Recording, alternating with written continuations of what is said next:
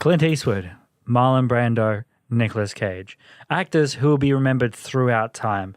But can you remember who played the lead in 2015's Traces?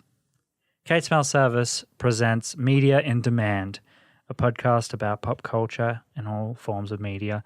Today, I have with me, once again, my co-host, man on the left, Ethan Urch. I'm only here because he couldn't find another guest, but it's lovely to be here. You are also my housemate, just down the hallway, and I am very slack in trying to find people. That's usually the go. Exactly. Do you know who played the lead in 2015's Traces? For the purposes of this episode, I have no clue. That's fucking right, bitch. Not swearing, non-swearing podcast. Oh, damn. Oh, gee, Rick. Well, let's hope that's not in the first 30 seconds. Oh, gee. Back to you. Back to you, Jeff. Yeah, how's your week been? Yeah, it's been pretty good. I've been playing, not much, editing. I've been doing a lot of editing. Listening to more of The Hobbit? Nope. Ever since we spoke about it, I'm like, I just haven't found the appeal to turn it on. To be completely honest, I haven't watched more of The Punisher, actually.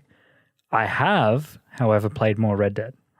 Good. It's a good game to play. It is actually genuinely fun. I'm getting closer to the end. Mm-hmm. I'm really close to the climax. I feel like I'm only a couple of missions away from the climax. The Red Dead climax? The Red Dead. Well, I better hope there's no red in my climax because that's something you got to go to the doctor to see. I want to continue the joke, but this is a different kind of show. But yeah, anyway. I did actually watch on Netflix. I watched a documentary about the 2015 Mustang, which was actually very interesting. I'm a car person myself, so. Okay, all right. Broom broom. Any interesting facts you learnt from that documentary? A lot of people care about a piece of shit car. That's Americans for you. That's Americans. I'm going to stir up a lot of controversy with that. That's fine. No one listens to this yet. You'll be fine. Yeah. Nobody listens yet until I run for governor. Yeah. Confidence. All right. What? I was going to say that I played Hoi 4 in my spare time. Hearts of Iron 4. It's a good game. Explain a little bit about what it's about. Imagine this. Map of the world during World War II. And you play these countries, you manage their resources, their governments, and their armies and their policies, and fuck yeah. Sounds like a Civilization ripoff. No, it's not Civ. It's just World War II. It's just World War II. Yeah. You can get mods that change the era, which is really good. The modding community is whoa. And the YouTube channels and the YouTube community of the channel of the game is just, whoa. I just follow a lot of them, and there's this one guy, Drew Durnell, who's just he doesn't even play the game. He just sets it up different scenarios and then just watches how the AI verse each other. That's his whole channel, and he just runs commentary on it. It's brilliant. It's really cool content to me. I don't know about you, but hey, you tell me some stories, and you've learned a lot of history about World War II Europe. So I know, yeah, not just from the game, but I learned stuff in high school. I swear. Before we go any further, I'd just like to remind you this podcast is sponsored by Scrambled Pixels, the lovely Brisbane-based media production company you will hear from more later. For anyone who's new to this podcast, basically what we've just done is we've just talked about whatever media we consume during our week. That's the first bit that we get out and underway, just talking about what we play, watch, listen to, anything. And then after that, we basically get into the topic. We rattle on for about 45 minutes, and then at the end of it, we try to finish with a not controversial thought, but our thoughts on something about the topic that might... Some would call it racist thoughts. Well... in the sense of controversy. No, I'm kidding. Well, that's... I'm trying to think of... That's actually Hillbilly Weekly. The Hillbilly podcast where we all talk about our racist thoughts and we speak out loud about how the Confederacy was right. So, how far would you get if you... No, this is a different topic. Never mind. I was just going to say, what if we put characters on, we played characters and did that as a podcast? It would be interesting. Would See how you far watch I it? get. Sound off in the comments. No, don't. I don't want any support of that stuff. But yeah, could be a funny podcast. So Continue. that's all you've been doing this week. There's nothing else. Nothing else you've been really. No, just playing, just this watching? new editing schedule. That's basically what I do. I think I'm a part-time editor right now at this stage. The amount of time I spend editing, Fair enough. because we got what we do on the weekends and now what we do with this what you're watching now. Oh, actually, going into a bit of KMS, would I be allowed to discuss our future plans around about the October time? That's for the KMS podcast. This is your podcast. But it could be playing into the part of this. We'll just do this show from Japan. Yeah, exactly. There's the secret. There we go, In kids. October, we're going to Japan. Kate's Mail Service team is going to Japan, so we will be having a couple of our contents filmed in Japan. So stay tuned for that if you're a fan of any of the other Kate's Mail Service. Stay tuned for the next 9 months. Yeah. Well, you gotta let him know. You gotta let him know in advance. Yep. He's gonna die. He's dying. Yeah, all right, continue. Sorry. Alrighty. So, without further ado, let's get on to the topic at hand.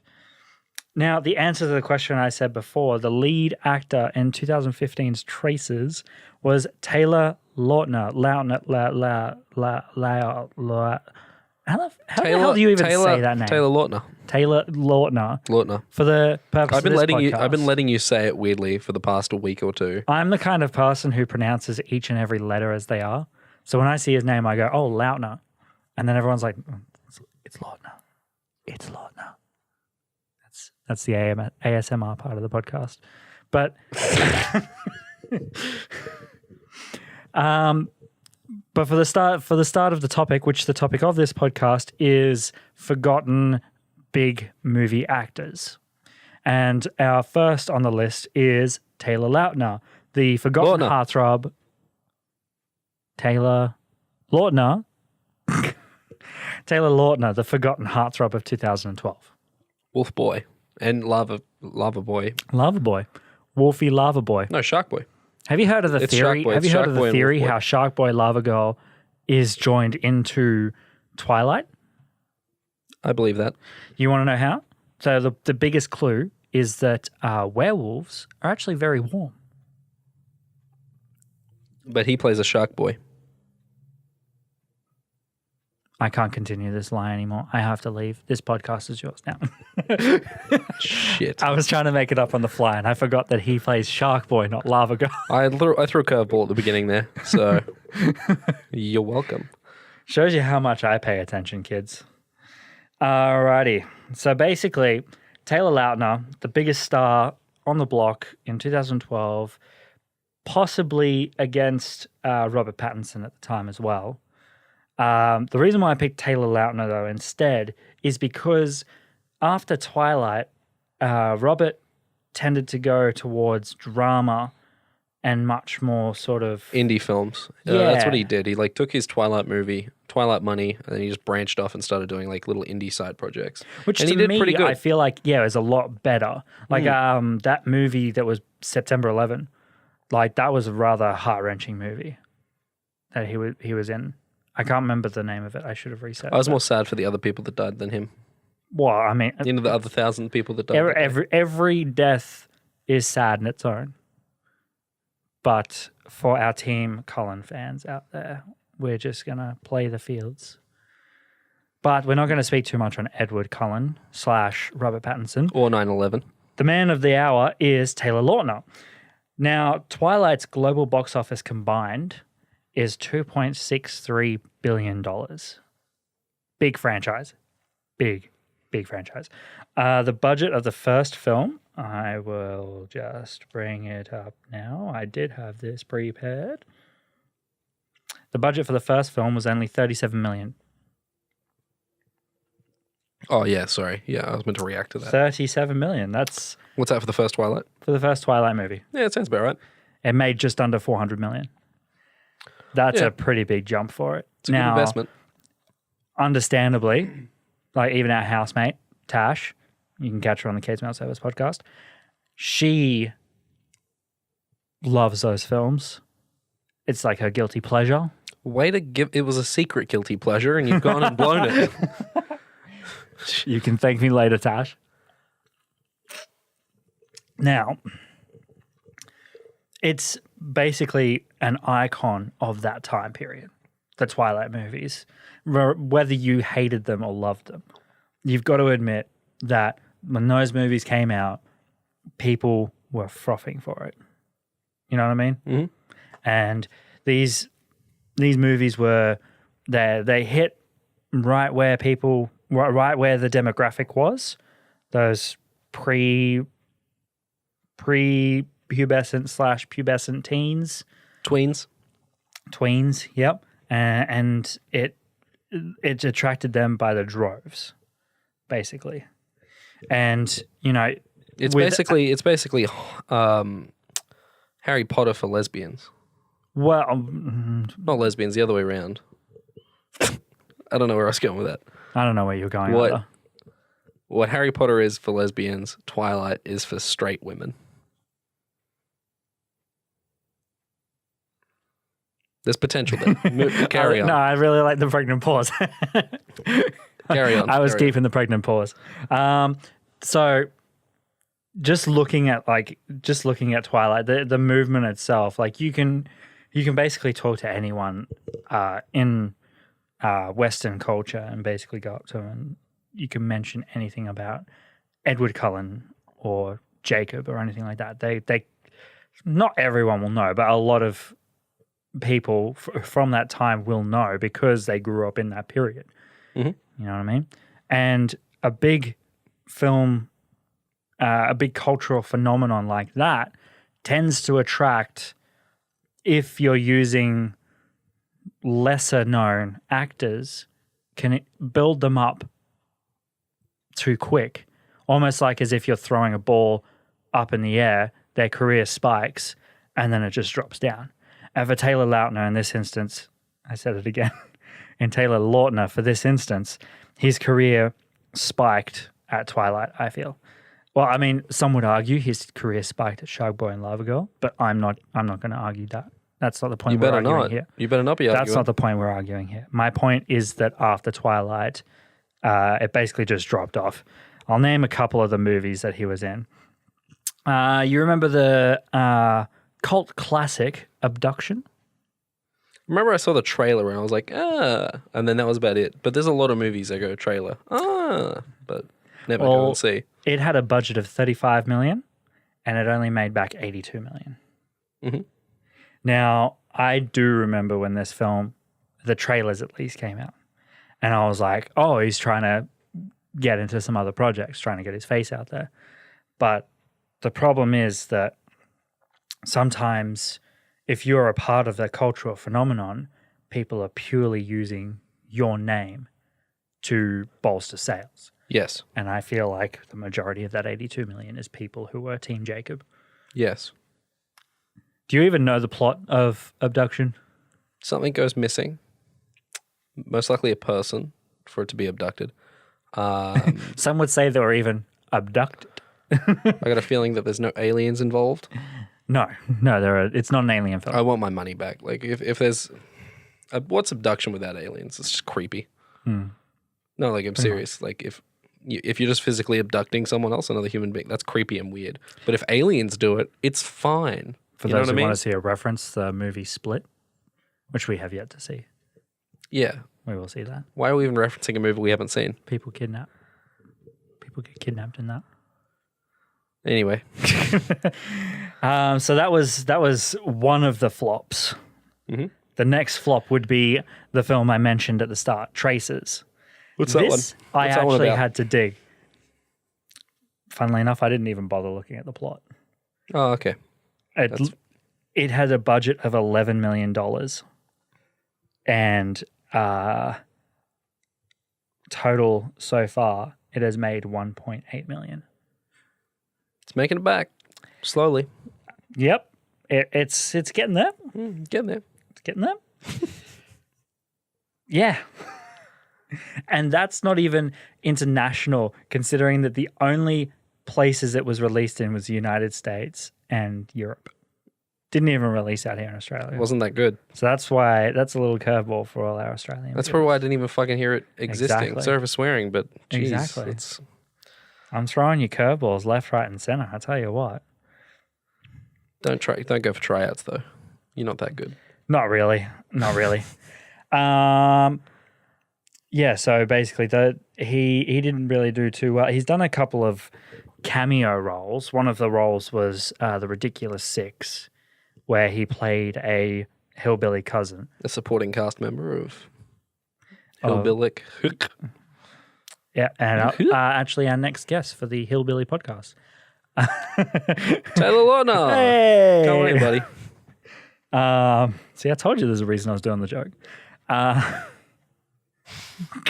Just continue. Ridiculous Six was critically panned. Yeah. It was shat on by everyone. Yep. And it was one of those movies that was viewed as Adam Sandler just trying to make a quick buck through Netflix, which it was. I don't think it was like quick buck. I think it was like contractual obligations more than anything to make money. Yeah. Yeah, in a timely fashion. Some would say quick fashion. This is why they pay us the no dollars. Hey. So, making that cameo role in Ridiculous Six, I actually kind of liked his performance in that. It was a bit different to what I've seen from him. Mm-hmm. Everyone would remember he also played a cameo role in Valentine's Day as Taylor Swift's Oh, yeah, partner, he was in that. Yeah. He was a because handsome they guy. were dating at the time. And then Taylor Swift played that dumbass. That dumb girl thing, yeah. And it was very sort of cringeworthy. I didn't mind It's not Valentine's Day. very- It was a good movie. Their chemistry wasn't there. No, look, There's nothing like Love Actually. no. Nothing compares to Love Actually. But like, I do enjoy those kinds of movies where like the stories intertwine and do all that sort of jazz. A really good one is Crazy Stupid Love. I've heard that's a really good. It's I have really yet to see good. that, It's really good. You got Steve Carell, you got Ryan Gosling, you got Emma Stone. which I think have like some of the best chemistry in Hollywood. Ryan Gosling and Emma Stone. It's ridiculous. Hell yeah. They are modern day Tom Hanks and Meg Ryan. Personally, I watched La La Land the other day. Incredible. Like, I don't know why it took so long to watch it. I had it on DVD for like 2 years. I just never watched it. You know what I'd really like to? I'd actually like to see those two like just sit in a room and be themselves and see Yeah. how the chemistry is. Like, is it purely 100% acting, or is there something like behind the scenes?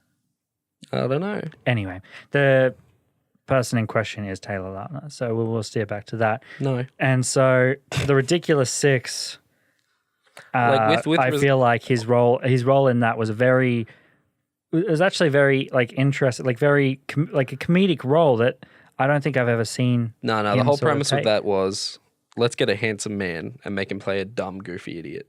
The same reason why you had Chris can get- Hemsworth in the Ghostbusters female remake. You get this really handsome guy and everyone's like, oh my God. And then you just dumb him down like and make him look goofy. And that's the appeal. Women are like, whoa. Yeah, but also at the same time, like you can do something like that and end up with a good result. Take 21 and 22 Jump Street, for example. That's different. Those guys are fucking geniuses. They are incredible movies. That's actually a good topic that I'd want to do for one of these episodes is actors you would surprisingly find funny. And old Potato Face would be up there. Who? I can't remember his name. Channing Tatum. That's the one. You're so rude. Tater Face. No. Continue, sorry. Tatum Face. Get out of here. Yeah, so he did like cameos in that. But funnily enough, nowadays he's actually in TV. He has a role in the TV series Cuckoo. Never heard of it. Not really, but apparently it's very critically well accepted. It is 7.3 out of 10 on IMDb. It's not that high, but it's reasonably up there. And from all the reviews that I've seen, his character in that TV series is actually played really well. Okay. And so it looks like, at least from that perspective, that perhaps maybe, especially coming on with a couple of others, is that a lot of it comes down to whether maybe they are better for a TV role. Now, with TV, there is a lot of production costs, but, you know, a lot of people just charge extreme prices. They charge exuberant prices, you know? What are you getting at? Well, I can actually lead you to a production guy who would be able to get you reasonably priced productions. I heard they're just doing podcasts. Yeah? You want your podcast produced, come to them. Well, There you that's go. the thing is, like, it Brisbane's- depends on the price that you pay. Because with Scrambled Pixels, a lovely Brisbane-based media production company, they'll be able to help you with any production needs. Like my co-host here, Ethan, said, at the moment they are focusing on their podcasting side, and at the moment they have a Twitch channel up, I stuffed that one up. Scrambled Pixels Network. Now you can look them up on Instagram and you'll be able to find them there, or you can go to twitch.tv/Scrambled Pixels Network. Shoot them a message if you're after a spot on the I think you network. just repeated the same website.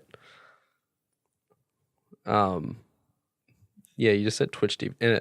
So go to scramblepixels.com/join the network to build your inquiry. I was getting to that. Oh, I thought you went to do that and then No, I did the twitch.tv yeah, to promote the Twitch. and then I thought you did it again. No, I did it again to reinforce that website, Okay. Anyway, continue. and then I move on to the next website. Yeah. Yeah. All right. Sorry. What? So, if you want to check it out, twitch.tv/Scrambled Pixels Network. And you can also check out their website, scramblepixels.com/join the network.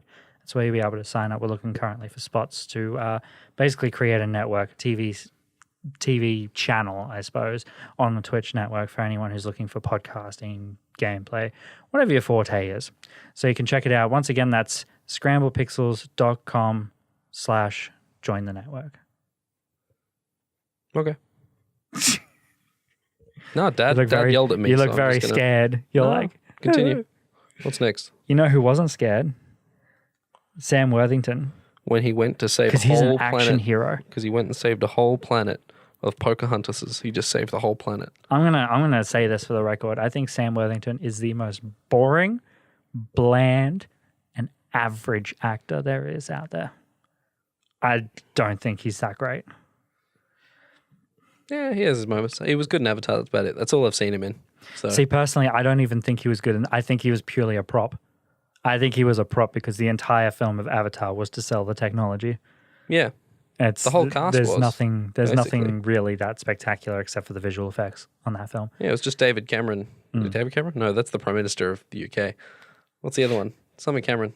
James Cameron. That's the one. That's the It one. was just James Cameron just trying to do his next little pioneer thing that he's doing. A $237 million pioneer. That's all it was. And it made a killing. 10 years in the making, wasn't it? Oh, I don't think it was that many, but yeah. Making the technology, not the filming. No, he had the script and the idea and the concept Yeah. all before he did Titanic. Some would say it was as soon as Pocahontas was released in cinemas. What? That was back in like the 60s. When he was a kid, when he first saw it, he's like, I'm going to do that with aliens. Yeah, pretty Yeah. much. But hey, it paid off because $2.79 billion later. So it's That's probably the biggest box office we've ever mentioned on this 2-episode show so far. good. That was setting up that movie was setting up his career. Like he was in the gates, he was ready to run. Then what happened? You tell me. Well, I was going You to got say the that facts. the Avatar that Avatar movie has then decided for James Cameron to spawn 4 more. Basically, he's planned for 4 sequels, and you know, big money like that attracts big investors, basically, and you know, once again, a case of unknown actor playing in a big budget role.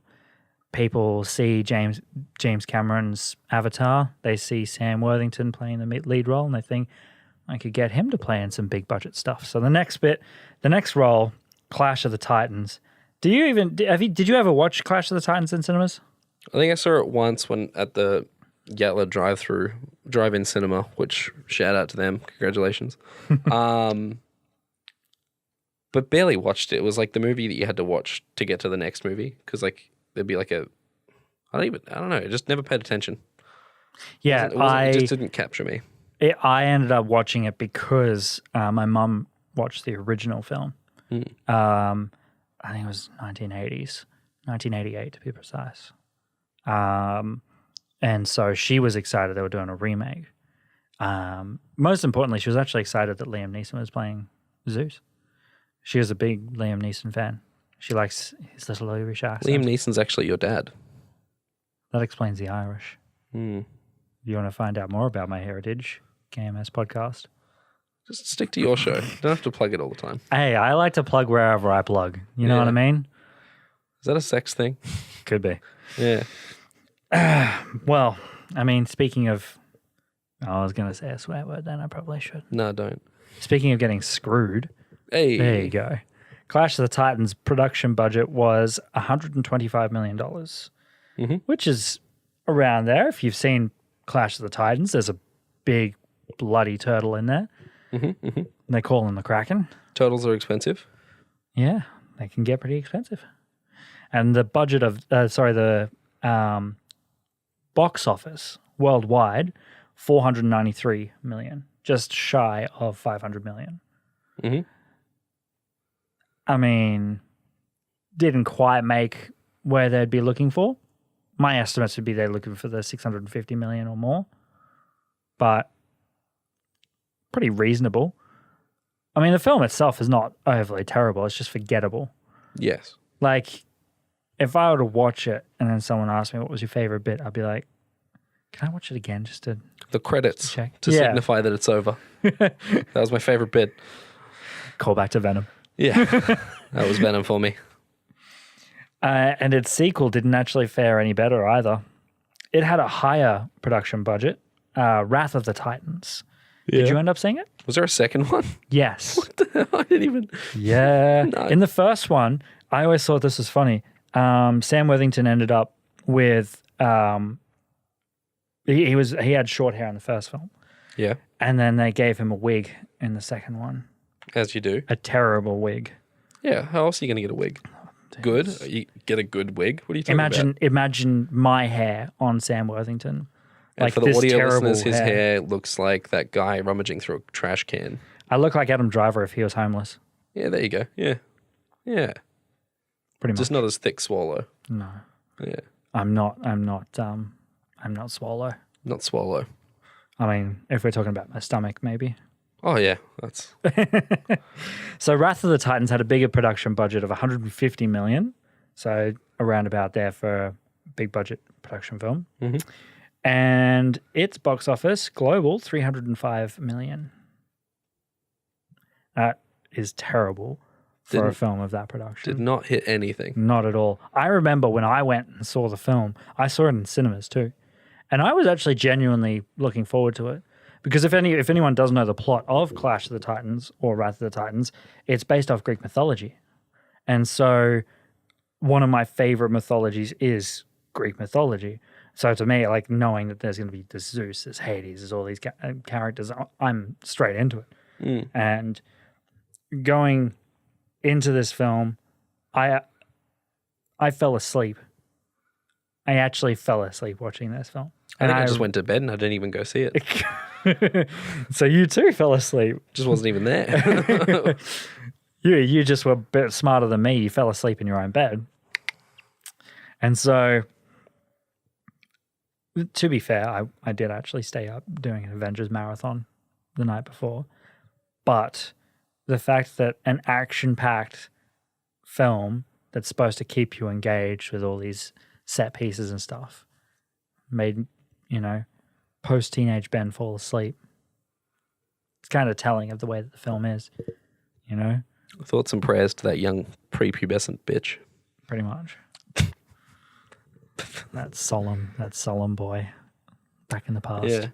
But yeah, What else so Sam, back on the topic, Sam Worthington, this basically just proves that like you can't just get a name and a face from a cultural phenomenon and expect that to draw ticket sales every time. There's we've spoken about it before, is it's always a heart and intent behind a film that creates box office. And so just looking at the statistics from, Clash of the Titans, Twilight, and and Avatar, you can tell that these actors just weren't right for that role. You know what I mean? Or even if this film should have been made. But it's kind of bad luck in a way. Like, it's just that they happen to have this script come up on their desk. Their manager finds it and they're like, "Yo, hot stuff. Here's a big budget film." Yeah. And I think they come with the purest intent. It's just like, yeah, this could work. And then they get involved, they get on the movie.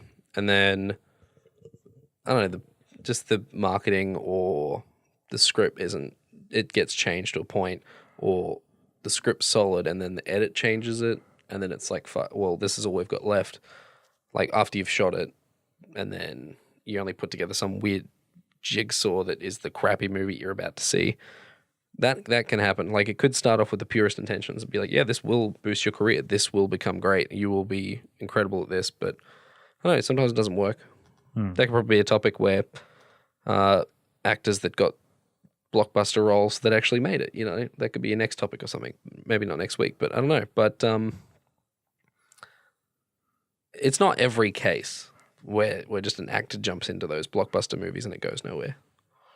no, it isn't the case. It isn't the case necessarily. Just sometimes, And- like, it's weird chemistry or the edit. Like, Yeah. either the movie did them bad, or they did bad by the movie, or they did bad by the movie, but it was out of their control. Exactly. Like and it just sometimes comes down to bad luck. And even in some cases it can be that they land a role in a movie that just ends up having bad press around it or something like that. And another great example for Sam Worthington is Terminator Salvation. Now, if I say Terminator Salvation, what is the first thing that pops into your head? I would think that was the one that had what's his name? He just played Dick Cheney. Christian Bale. Yeah, Batman as well. That's what I would think of. Yeah.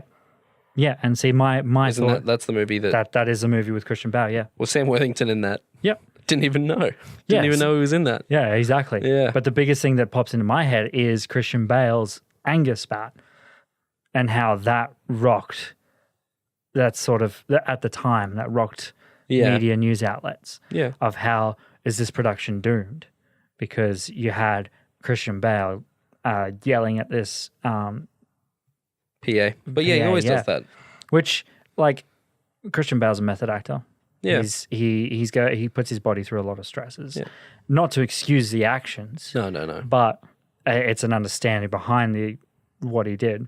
And, having that sort of press around a movie doesn't exactly help it. More to the fact that you didn't even know Sam Worthington was in that film. Nope.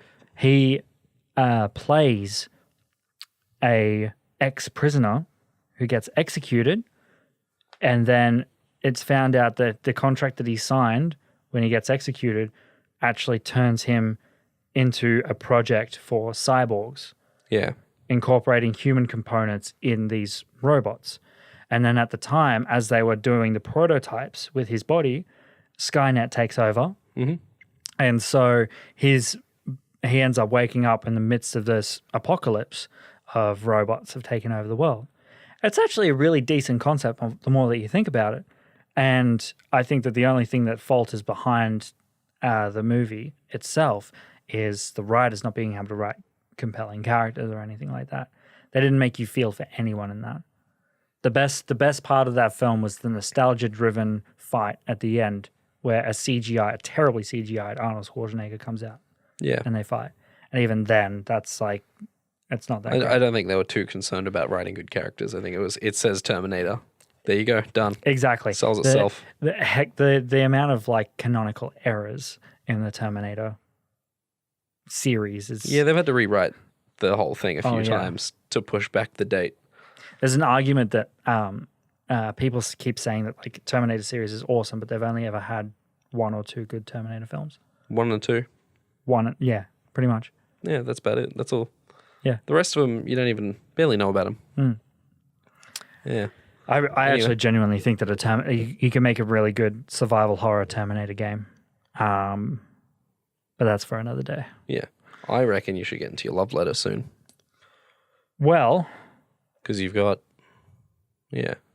enough time to do a love letter. before I get into the love letter, I want to bag out Sam Worthington a bit more. So basically, after Terminator Salvation, he had Man on the Ledge, which looked this is interesting. the fun I wanted to go see it, just didn't. Well, this is the fun statistic that I had for you. It had a production budget of $42 million, and it made globally $46 million. Yeah, just made it. Yeah. Yeah. That's just terrible. And that just shows that, like, for Sam Worthington, like, it's definitely not like trying to slap a name on it or anything. I even think at that point, Sam Worthington's name wasn't necessarily valuable. No, I don't. Like, I think that was the studio's attempt. Be like, hey, Sam Worthington, look at the movie we're doing with Sam Worthington. And nothing. No. Exactly. But Sam Worthington has actually got a really big TV past. He's actually a big TV star. He's Australian as well. So, I mean, I bag him out that much, but he's a local boy and stuff. At the moment, he's in a TV series, Deadline Gallipoli, which is scoring 7.4 out of 10 on IMDb. So it's not too shabby. It's pretty good. But he's actually really famous for a role in the TV series The Surgeon, which was in 2005. And he got great praise for his role as a doctor in that.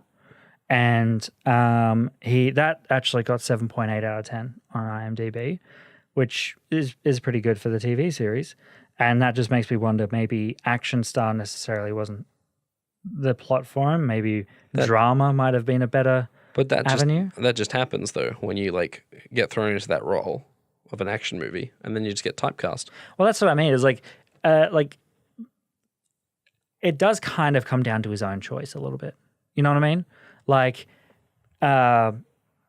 sure, if you're a up-and-coming actor, you want to grab whatever role you kind of can. That's what happens. But at the same time, you also have to watch yourself not getting into a role that will end up harming you in the future. You know? Yeah, but you don't know that. Like, that's what I mean. Like, it starts with the good intentions. And you're like, this will be good. This will be great for me. It'll pay the check. Plus, it seems like a really awesome concept to want to be a part of. But then once you've signed and agreed to do it, everything's out of your hands. Like, it really is a bit of a gamble, hey? There is nothing like, you do your performance, you show up on shoot, do your scenes, that's it, bugger off. You're lucky when there's some productions where the actors are heavily involved, where like there'll be 3 months leading up to it where the directors will sit down with the actors and write the characters with them. There is productions like that. And then even after the fact, like they'll have a look at the edit, they'll sit down with them. Like they won't have final say. That's the director's job and the producer's job. But yeah, there is some, I don't know, just sometimes with those kinds of movies, especially the blockbuster things, it's all right, here's the script, here's the story, here's the concept. Boom, let's make it, done. Like you just show up on shoot. You get given the script maybe like a month before or something. Exactly. It's always, it can come down to a bit of a luck of the draw. And in this next person's case, it really is. Because time the for your next love letter person that we're talking about is Mark Hamill, Luke Skywalker himself. Oh, there, Ben's got an erection.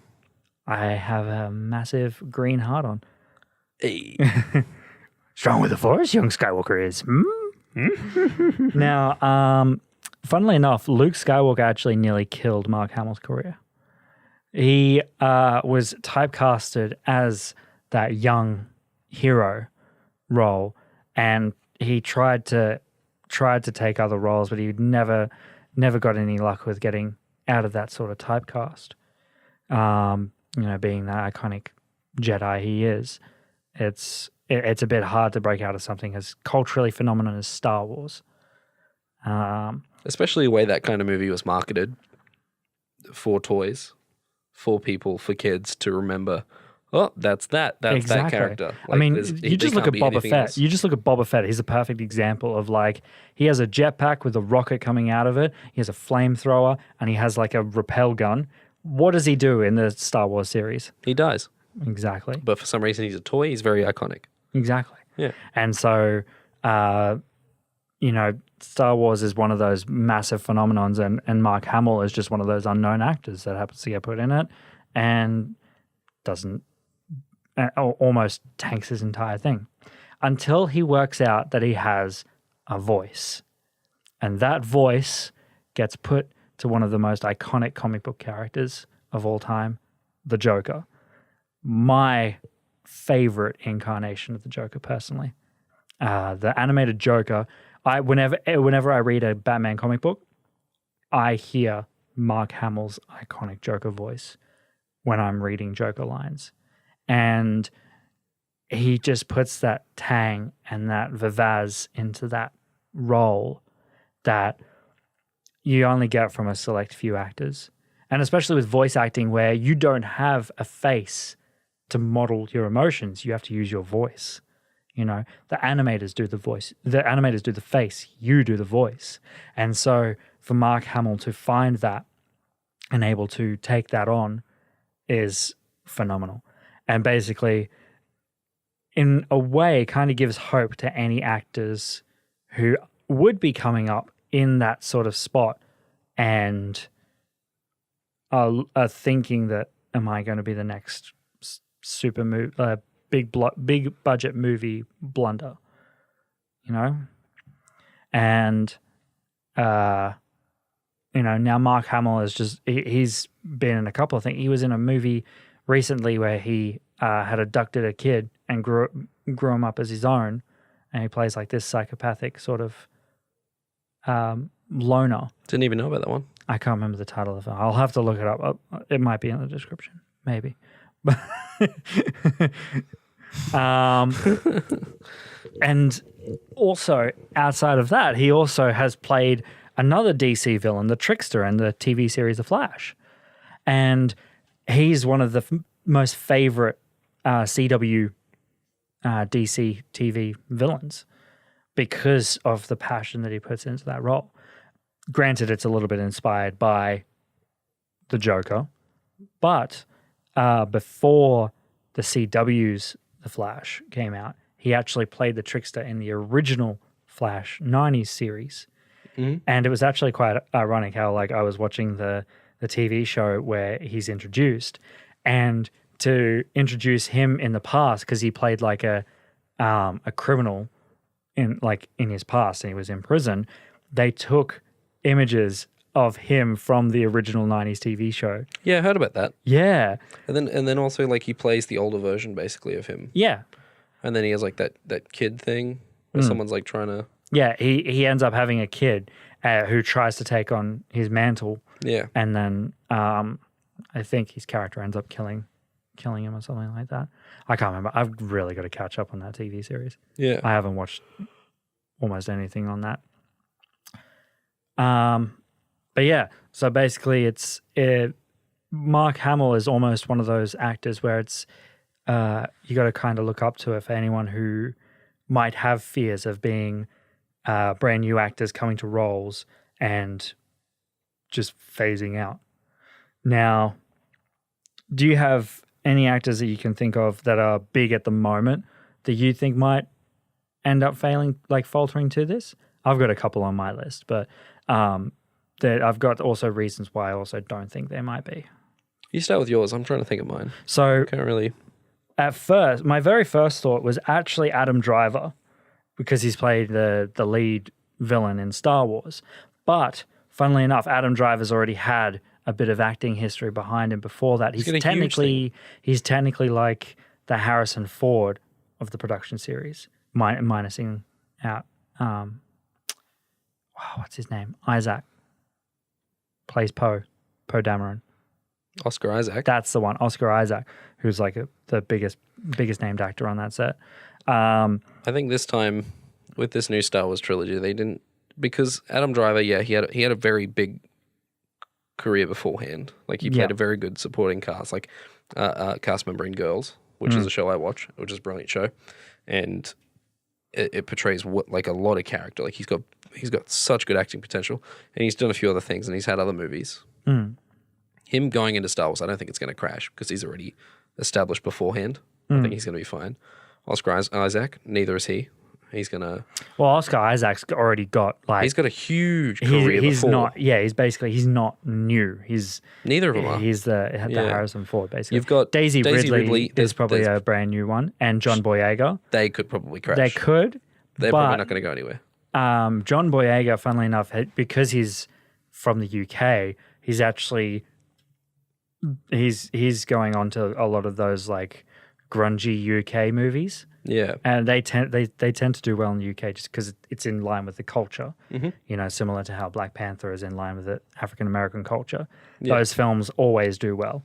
And Adam Driver has also done. He's recently done Black K Klansman, which is a superb film, Very one of the good. best of 2018.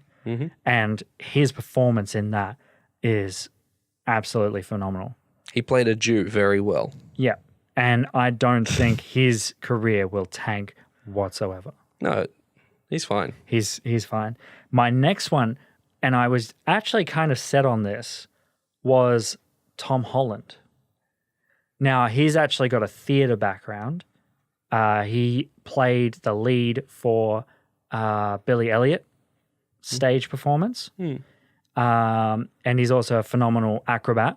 Hence why him playing Spider-Man kind of makes sense. He's got the body for it. He's gangly and slender. But he's also able to do a lot of those stunts, like those flips. Because with that, I don't think he would... Big movies, probably maybe not. Like he's probably just set as Spider-Man now. The same way almost Tobey Maguire was. Where he did other movies after that. And he did really good performances in those movies, but it just never really took off in another blockbuster series or anything like that. And I think that's kind of like don't be greedy with actors, you know, like you get one blockbuster and that's about it. And you use that and you build your other careers and you do other things. So then Tom Holland could go back into doing theater and stuff like that. Like his career is not going to be ruined. I just don't think he's going to be doing other blockbuster stuff or really big movies. But also other than using his name. Like, oh, he's in our movie. Look at him. Exactly. But on that point as well, another British actor as well, on that point as well, is the Marvel Cinematic Universe kind of breaks the mold of big budget films taking on younger stars and then they're just using them for that phenomenon. Because with the MCU, these films are never going to finish. They're never going to have an end. That's their plan. They're going to keep making them. They're going to keep connecting. And Tom Holland being the same age as us, younger than us. No, he's the same age as us. Same age. He's around about our age. 22, anyway. 23, 24. Yeah. So he's around about our age. He's got plenty of time to keep on with that role. It's like when Chris Hemsworth was cast as Thor, you knew like he's going to stay on as Thor for a while. Yeah. You know, Chris Evans, bit of an older actor. He's got his time ahead of him. Robert Downey Jr., 100%. He's going to finish up as Iron Man. Maybe he'll stick around as Tony Stark and play a bit of a passive role, but in a lot of the big set pieces, he's just too expensive. Maybe every now and then the Avengers, they get him suited up, but I can see it as that he's just sidelined as one of those characters of like, oh, you were one of the original Avengers, you know what I mean? And that's right, kids. That's why you should trust your team. And that's why you should eat your vegetables. Yeah, something like that. Nah. Sounds like a Captain America thing to say, actually. But, with Tom Holland, it's kind of like he's so young, he's going to keep going on as Spider-Man. He could play old man Spider-Man, like what we saw in Spider-Verse. Yeah, like that was actually something I was thinking about the other day, is like how awesome would it be if they did a live-action Spider-Verse, but they bring back... Toby Maguire, Andrew Garfield to play Peter B. Parker. Yeah. Like, how awesome would that be? Could play. Like, that would be really good. And that's one of the things that Marvel also has yet to bring out, besides like your Secret Wars, your House of M, even Avengers vs. X-Men, which is very likely to happen as Fox is being purchased by Disney as we speak. It's literally 95% done. Yeah. It's like that download bar you're looking at. It's got that 5% to go. It's the processing bar that I have with YouTube uploads. It just sits there for ages. 95. Now, if it's not Tom Holland, not Adam Driver, I was literally trying to scour through previous movies that we had in the last year to think like what actor kind of fits this mold. And so I came across Ty Sheridan, the lead role in Ready Player One. Now, at first, him. I don't know. When I saw him, I was like, holy crap, that kind of does like play into it. You know, Ready Player One, big budget film, makes a decent amount of money. He's not well-known actor until I looked at his movie history. What's he done? So he's Cyclops in the recent X-Men movies. Oh, I knew him as Cyclops before Ready Player One. Yeah. So he's also been, I don't know if you know about this movie, Scout's Guide to the Zombie Apocalypse. Yeah, yep. I know him in that, yep. He was in that. He's also in the Stanford Prison Experiment. Yep. He also starred in The Yellowbirds, Dark Places, All Summer's End. He's sorted. He's got a career. He's actually had a decent amount of past movies. And he's even starred alongside Ewan McGregor in Last Days in the Desert. Yeah. Now,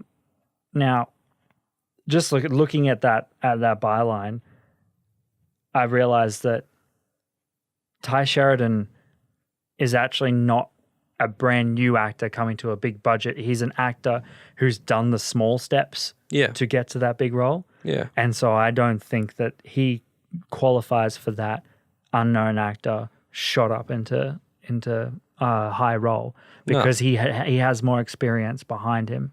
He's got the what's that book writer that wrote that cancer book? Green. Hank Green or John Green. John Green. What's he got? He's got the turtles. He's got that that feel to it. I can't remember the goddamn movie. I got to write these movies down. It's Alaska? No, it's Turtles All the Way Down? I'm going to kick myself when I remember the name of it. The second we hit cut on this, you're going to be like, it's that one that had Shailene Woodley in it. She played a cancer patient. Yeah, And The Fault in Our Stars. That's what, thank you. A Fault in Our Stars, the author of that book. Yeah, what about him? John Green. Yeah, John Green, yeah. That's funny. I knew him from Crash Course on YouTube before the books and the movies. You know he does that? He did. Yeah, anyway, he did YouTube before. Yeah. I didn't even know like that. educational videos with SciShow. Oh, look at that. Not SciShow, PBS Studios. Ah, I actually thoroughly enjoy the videos. Crash Course History was his show. Anyway, continue. So, he fits that mold of like the John Green sort of male protagonist for those books, if you know what I mean. He plays a lot of that.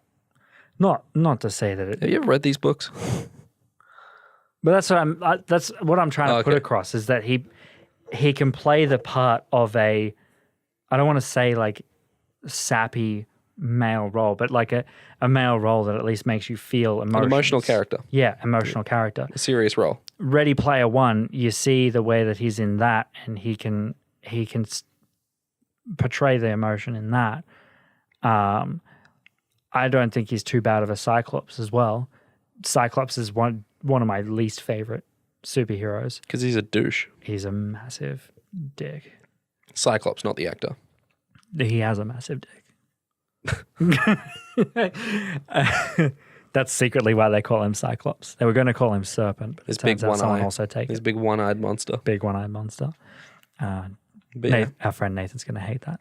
But I feel like that, Tide doesn't qualify for it because he's got that experience. And so, you know what I mean? It's... Yeah. No, I think he's good. He's really made a career for himself. That you sprung that character on me, that actor. I didn't even think we were going to talk about that, but... Well, that's what I mean. It's like it literally... It was very difficult for me to actually try and look for anyone to pop in there. That could crash. Yeah. Like, I was thinking of actors left, right, and center of like, Ezra Miller for Flash and Justice League. And then I was like, well, technically Justice League wasn't that big, as well as Ezra Miller's got a career behind him previously. Ray Fisher, no, he's a big theater actor. He was previously in a lot of theater roles, and he can still go to Broadway. I kept trying to think of other. At one point, I was thinking of Daisy Ridley and Star Wars, and there was nothing that was coming to me. I got a feeling maybe her, but she did do the Orient Express, which was a pretty good film. Yeah, and another thing about Daisy Ridley is I look at a lot of those, and it doesn't tend to fall a lot for women, but I think it's because, and this is not me. No, it kind of does. Think about it. What else did Carrie Fisher do? Well, that's the thing is, but this is not me She was in Harry Met Sally, when Harry Met Sally. That's one role that I do remember. But my point being is that, and this is not to say it in a sexist way, but the rules of Hollywood kind of don't, that like the same rules for men in Hollywood don't apply for women in Hollywood. Because if you look at the patterns, a lot of women follow this trend of they're young, they're hot, they reach their 30s, they go down, and then by the time they reach their 50s, they tend to get into more dramatic roles. And if they can they either go one of two ways. They go drama, motherly side, Helen Mirren, or anything like that, like big political roles, or they go Susan Sarandon roles where they're like the older, sexier woman. Like Meryl Streep. Older, sexier roles. Older, sexier Meryl Streep. Yeah, Meryl Streep. Well, I also just thought of the other third angle, and that's the comedic angle. Yeah. Where you've got Susan Sarandon in Mother Lover. I hated that movie. No, the music video. Oh, the Lonely music Island. video. Sorry, I was thinking of the movie with I really can't think of names tonight. That's your one job. It's your show. You got to think of names. Get better. There's that comedic actress that Susan Sarandon starred alongside, and Susan Sarandon played her mum. They did a road trip. Got no clue. Everyone hates her movie. She was in the Ghostbusters reboot. Melissa McCarthy? That's the one. The chubby lady? Yeah, Melissa McCarthy played alongside Susan Sarandon in this movie. Didn't even know. It was a terrible movie. Trust me. How'd you watch it then? I watched it at work. Like we had a TV basically set up and everyone would plug the USBs in. So yeah, that's like the roles I don't think apply to the women. And I think that Hollywood might be partially starting to fade this trend out because of the way that these cinematics are going now. Like the MCU is creating cinematic universes. You know what I mean? So I don't think that we're going to see as many Sam Worthingtons or Taylor Lautners as we have in the past. Yeah, the culture's changing. Oh, not the culture, the economics essentially of it, where a lot of people only ever go to the cinemas to see the big blockbusters. Like that's what cinemas are for now, to go see a big blockbuster. A lot of smaller movies seem to be going under the radar or going straight to Netflix. And that's a discussion for another day. We could easily get into that. Oh, that's a definitely a big topic. With that, you're always going to have like a little bottom feeder that's going to catch some actors. That's your Netflix. That's your streaming services. So yeah, you're not probably going to have. It's not going to kill too many careers nowadays. They'll find something else to do, and if they're smart about it, like Robert Pattinson, you'll just take your big boy money and you go do your little projects. Exactly. Like I do want to Michael Cera, right? He's done a few, and then he did this little weird indie film where he goes to Mexico and he's trying to find this hallucinogenic cactus to get high. Like that's the indie film, and it's really good. No, they're in Chile or something, I think. Yeah, but anyway, it's a good movie. Yeah. And Michael Cera is just like a random weird indie movie. Yeah. But anyway, moving on. Sorry. But on that note, if you want to let us know on what actors you think will be big bombs coming around in the next couple of years, let us know in the comments. Thank you for tuning into Media and Demand, our podcast where we talk everything pop culture. I'd like to thank once again Scramble Pixels for sponsoring this podcast. If you want to check them out, scramblepixels.com/join the network. That's scramblepixels.com/join the network. And if you want to check out anything that they've got on at the moment, twitch.tv/scramblepixels network. Thank you for watching our lovely podcast. It was good for you to join me, Ethan. Yes, it was. Hello. And have a good night.